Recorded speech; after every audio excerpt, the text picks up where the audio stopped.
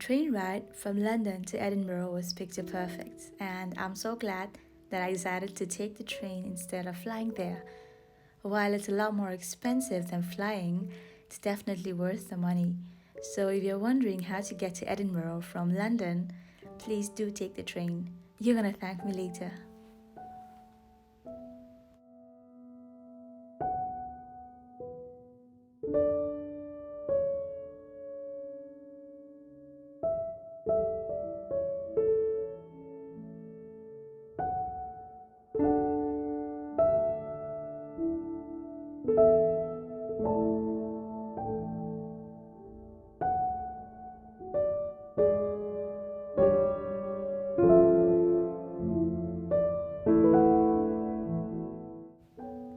I'm finally in Edinburgh, and this is my Airbnb. Isn't this charming? And look at that view. I feel like I've just been transported back to the past in a nice way, with all the modern things and stuff. There's some tea.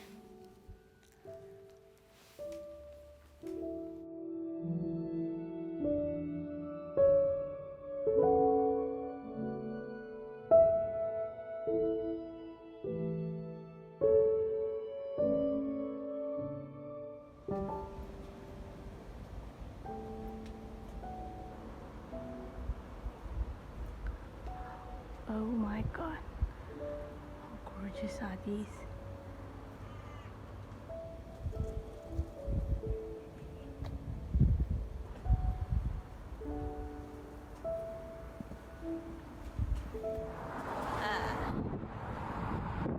So many varieties of stuff. Making my way to Portobello Beach and walking for almost 45 minutes from the city center. Yeah,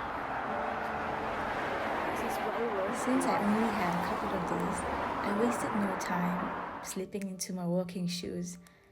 I reached late in the afternoon and most of the attractions were closed, so I decided to walk to Portobello Beach. Beautiful stretch. And here as well. Yeah, gotta watch the road.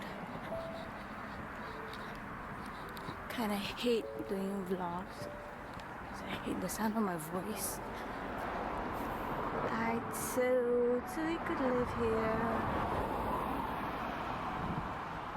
Pardon my voice. The beach is about 6 kilometers from the city center, and it took me about an hour to get there on foot.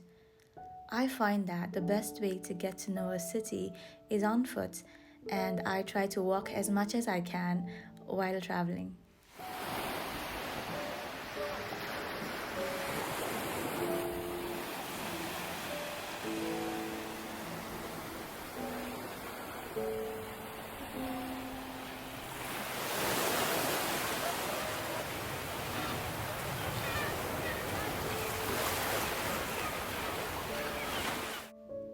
Portobello Beach is definitely the prettiest beach I've ever been to.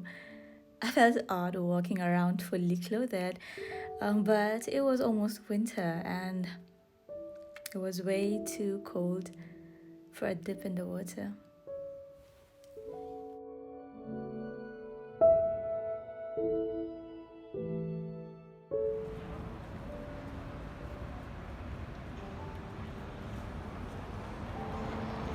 Good morning, Edinburgh.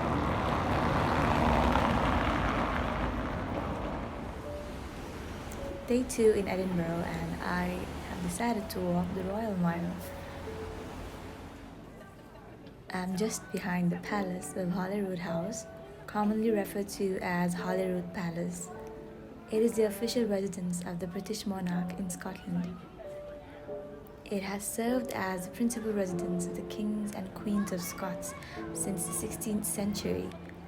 It is located at the bottom of the Royal Mile, at the opposite end to Edinburgh Castle. I decided not to visit the palace because I didn't really feel like it. Well, Well, there's Arthur's seat somewhere there. I didn't climb that as well. And here's Edinburgh Castle from behind. I decided not to go there either because I was getting pretty fed up of artifacts and history, so I just decided to roam about. Best decision ever.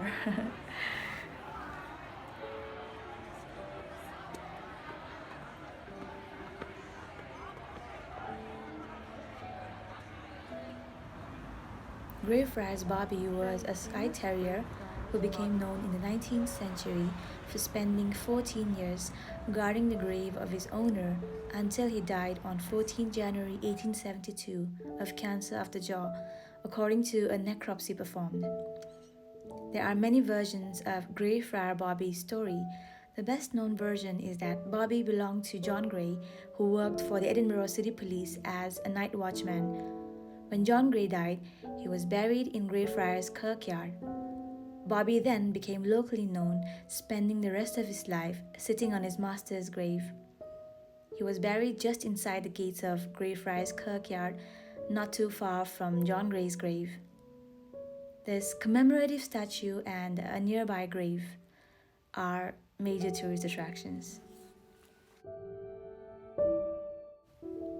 While wandering around, I stumbled upon this quaint little Japanese food cafe, Slurp at the Kirk, very close to Greyfriars Bobby, so if you're around that area, check out their food.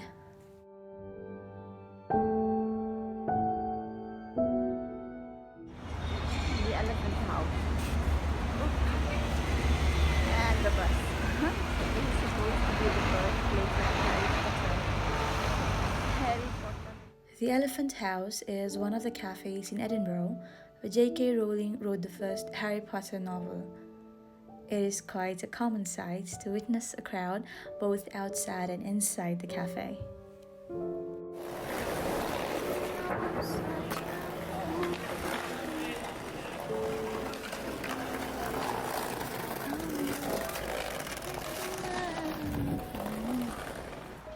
A part of my day was reserved for a tour of Her Majesty's Yacht Britannia, which is permanently berthed at Leith, about 4 kilometers from Edinburgh city centre, and I really enjoyed the walk.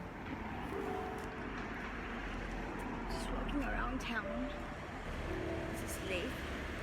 And I'm on my way to the Royal Yacht Britannia to have tea with the Queen, right?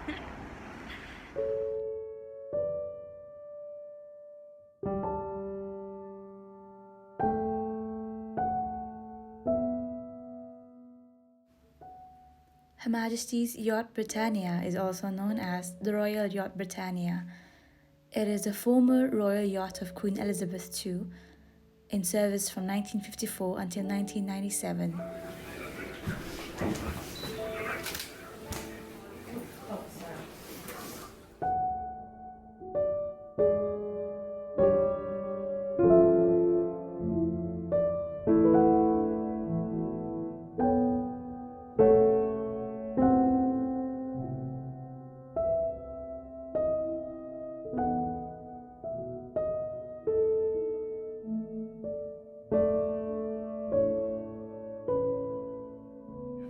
Spectacular style. Through these doors are walked on the world and powerful figures who accept the ultimate honor, an invitation to dine.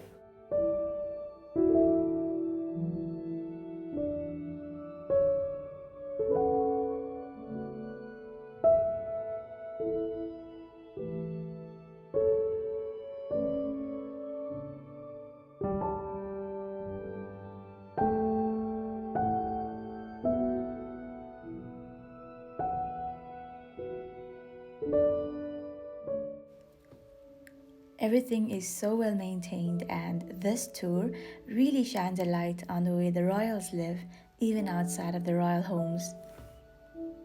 After you're done with the tour, might I suggest high tea at the Royal Deck Tea Room?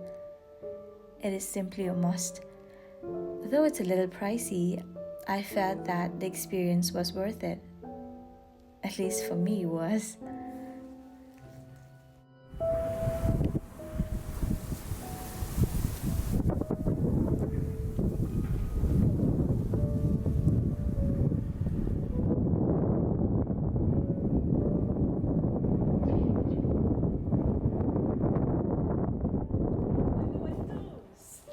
This is George Heriot School. It was established in 1628. That's 392 years ago. This school is believed to have been the inspiration for Hogwarts in the Harry Potter series. See any resemblance there? I decided to wrap up my trip by signing up for a dark tour aptly named The Dark Side of Edinburgh on Airbnb. This involved visiting various graveyards and haunted locations around Edinburgh, while our guide narrated very vivid and detailed stories to give us a clearer picture of the situation in the past. And if this is not your cup of tea, you could always sign up for a pub crawl or go dancing. And that brings us to the end of this video. I hope you guys enjoyed it. Till next time, ciao.